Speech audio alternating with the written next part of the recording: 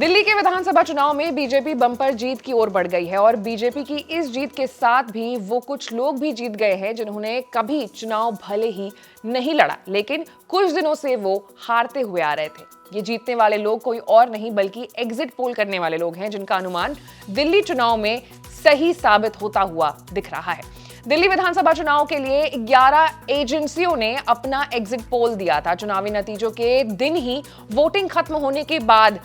अगले ही मिनट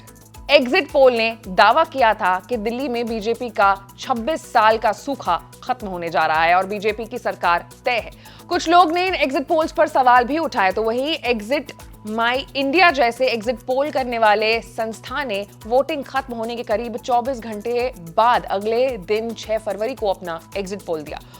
और इस एग्जिट पोल में भी दिल्ली में बीजेपी की ही सरकार बनती हुई नजर आई। लेकिन तब भी सवाल खड़े किए गए कि हरियाणा से लेकर के महाराष्ट्र और उससे पहले लोकसभा चुनाव 2024 के लिए एग्जिट भी जो पोल्स थे वो गलत साबित हो रहे थे, सब गलत निकले। ऐसे में दबाव एग्जिट पोल एजेंसीज पर भी था और दबाव इस बात का था कि अगर एग्जिट पोल इस बार भी गलत हो जाते हैं तो लोगों का एग्जिट पोल पर से हमेशा हमेशा के लिए भरोसा उठ जाता है। लेकिन दिल्ली में बीजेपी की जीत की भविष्यवाणी करने वाले एग्जिट पोल नतीजे में भी सच साबित हुई है और इसे तय है कि लगातार गलत होने वाले एग्जिट पोल्स इस बार खुद को सही साबित करने की भविष्यवाणी की और उम्मीद लोगों का जो है वो कायम कर दिया। तो लगातार हम देख रहे थे जहां एग्जिट पोल्स की जो